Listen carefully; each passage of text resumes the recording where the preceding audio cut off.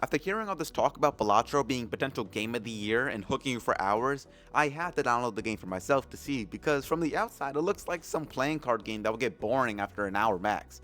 However, I admit I am addicted. See, Balatro hooks you with the game being a roguelike poker slash solitaire game, being easy to pick up with all these single player stages and boss fights that you can get past to win.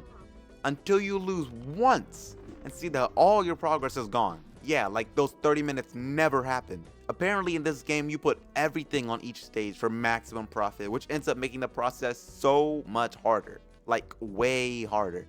The main gist of the game is that you start out with your average 52 card deck and try to put your cards in these different ways to gain points to reach a quota to win.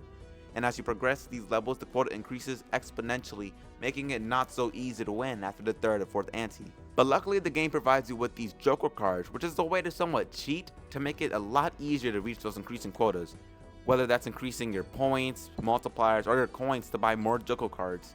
There's also these other cards you can buy that help increase your deck, like planet cards and more. Anyways, you can't just randomly buy cards, as you'll instead need to strategically build a deck in order to continue to reach quotas, which would be a lot easier said than done if everything didn't reset when you lost. In short, this mechanic makes everything so much more risky and easily gets you sucked in. Sounds very similar to gambling, doesn't it? Alright, so now onto why it's a Game of the Year candidate and why I personally think it should be Game of the Year. So if you really think of Game of the Year in the big 2024, games with these realistic graphics, great storytelling, and good gameplay come to mind. But Balatro reminds us that even though we can make games like that, all we need is just a game with an addicting concept that's time passing to be a great game. Because that's all a lot of people want right now, and when that can be made as well as Balatro did, then the game becomes a masterpiece. And I think the community agrees with me on this as well, as we can see that almost all the comments about Balatro are positive and talk about how fun this game is to play.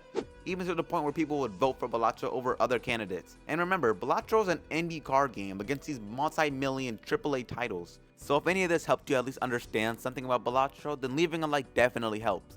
And also if you have any thoughts about this game, then definitely comment about it and I'll most likely reply to it because I'm actually curious about what y'all think. Until next time, see ya.